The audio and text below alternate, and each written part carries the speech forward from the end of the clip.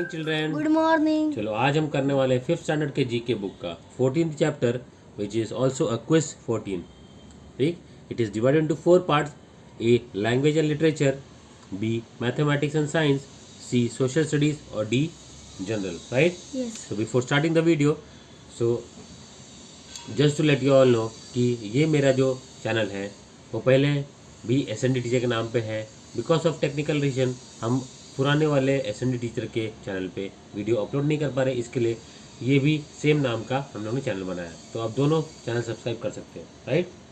हम लोग we are still following up with YouTube channel, YouTube India, to check कि वो हम लोग वीडियो अपलोड क्यों नहीं कर पा रहे। But at the same time to not stop uploading the video, हम लोगों ने एक अलग चैनल चालू किया विद द सेम नेम। आप उस पर आप देख सकते हो अच्छे अच्छे वीडियोस। ठीक है?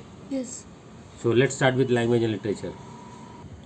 First one is write the following address in the proper order on the envelope. Mumbai 400025, Shruti Kedia, Golden Gate Building, flat number 8, Veer Savarkar road. ये आपको प्रॉपर एनवलप में लिखना है एड्रेस, है ना? Yes. तो लिखो। एनवलप में पहले हमेशा जिसको भेजते हैं उसका नाम आता है, उसके बाद उसका पता होता है। राइट? यस। जैसे श्रुति केडिया हो गया, उसके बाद flat number 8 Golden Gate Building आएगा, उसके बाद उसका जो नियर बाई ये है ना रोड, कौन सा रोड पे उसका घर है करके वो आएगा, उसके बाद में पिन नंबर है ना, पिन कोड नंबर। तो ये हो गया एड्रेस। राइट? यस। हमने सही तरीके से एड्रेस लिख दिया। आगे बढ़ते हैं। Yes. Next is mathematics. Right? Yes. अब मैं आपको एक्सप्लेन करूंगा, लिख के तो नहीं बताऊंगा, आपको एक्सप्लेन करूंगा, आप सुनो और अपने हिसाब से लिख लेना उसको। ठीक है? Yes. Why are birds light in weight? Right? Yes. Birds are light in weight primarily due to their hollow bones, which are strong yet lightweight, and the presence of air sacs in the respiratory system that connect to these bones. They also have streamlined body shape and feathers, which are light and aid in flight. जो मैं आपको बता रहा हूँ आप समझिए इसको और 2-3 बार बैक करके उसको वापस सुनिए मैंने जो बोला है। राइट? क्योंकि लिखने से बहुत बड़ा हो जाएगा। Right? Just simple chapter, simple अगर लिखना 1 लाइन में तो birds are light in weight primarily due to their hollow bones, बस इतना लिख सकते हैं। Yes. Why do water pipes burst in cold region? Water pipes burst in cold region because water expands when it freezes. ये simple चीज़ है, समझ में आया? यस। एकदम सिंपल वे में है। तो 1 लाइन आपको बता दिया, आप समझ जाओ इसको। अभी फ्रीजिंग में क्या होता है, एकदम जम जाता है और पानी का फोर्स आते रहता है। अब पानी को कहीं निकलने की जगह नहीं होगा तो क्या करेगा, बर्स्ट हो जाता है। Right? Yes. Next is why do we see the flash of lightning before we hear the sound of thunder? We see the flash of lightning before we hear the sound of thunder because light travels much faster than sound. ये आपने देखा होगा, है ना? Yes. बादल पहले गड़कता है, उसके बाद में बारिश होती है। ठीक है? Next is why is it difficult to breathe as you climb up mountain? आप मुझे बताइए, आप कमेंट कर सकते हो क्या, मैं आपको बता दूँ तो भी। ठीक है? अगर आपको लगता है कि कोई और आंसर भी हो सकता है तो उसको भी आप बता सकते हो। It is difficult to breathe as you climb up mountain because the atmospheric pressure and oxygen level decreases with increasing altitude. समझो, जितना आप ऊपर जाओगे उतना ऑक्सीजन आपका कम होता है तो आपको ब्रीदिंग में प्रॉब्लम होता है।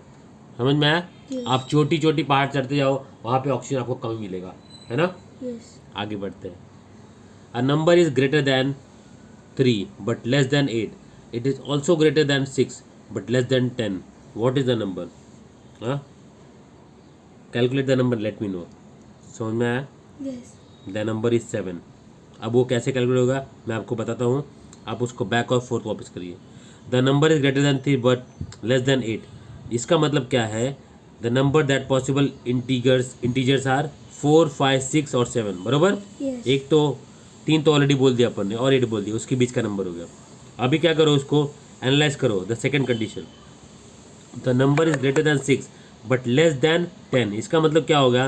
7, 8 और 9 होगा। बराबर? यस। 6 के ऊपर क्या होता है, 10 के नीचे क्या होता है।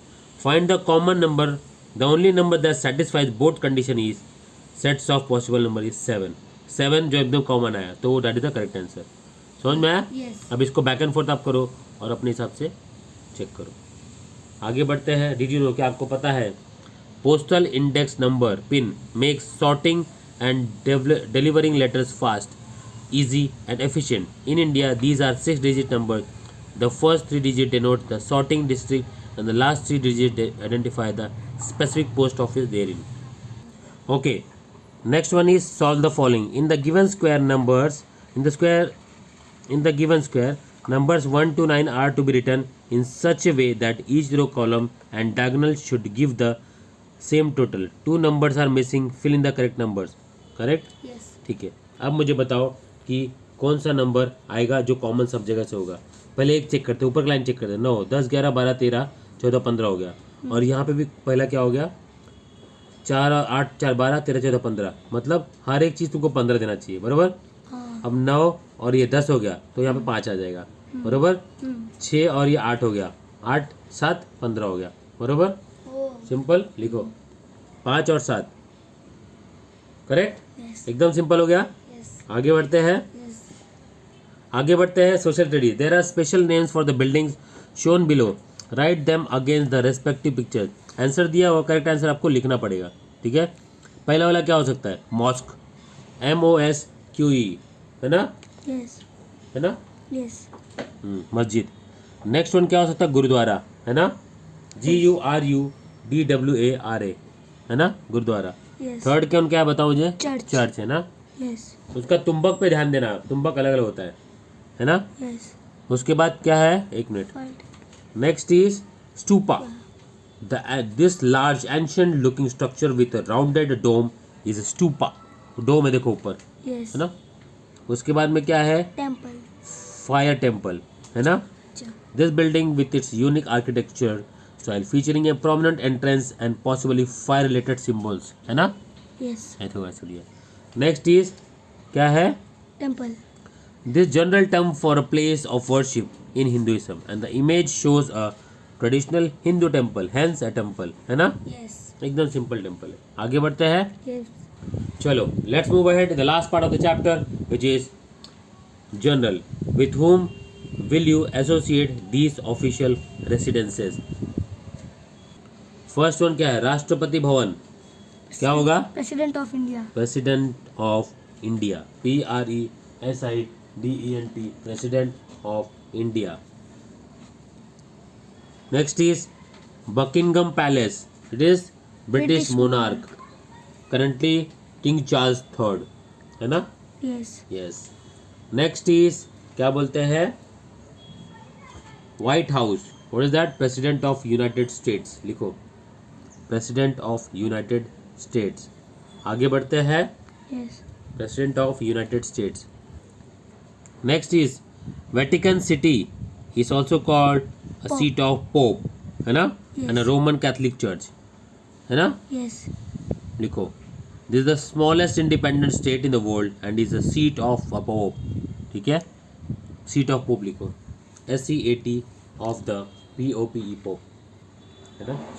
Yes. POPE. आगे बढ़ते हैं. Yes. Raj Bhavan governor of an Indian state. समझ में आ गया? Yes. आगे बढ़ते. Did you know? क्या आपको पता है? Saint Peter's Basilica located in Rome is not only the world's largest church but also an architectural and artistic feat. It is regarded as one of the holiest Catholic shrines. Its most extraordinary feature is the large and impressive dome designed by the Michelangelo. तो इसी से आज का chapter यही खत्म करते हैं. आज के लिए इतना ही. मिलता है अगले वीडियो में. तो टेक केयर दोस्तों. और आपको वीडियो पसंद प्लीज़ लाइक करें, सब्सक्राइब करें और शेयर करें. एसएन टीचर को टेक केयर.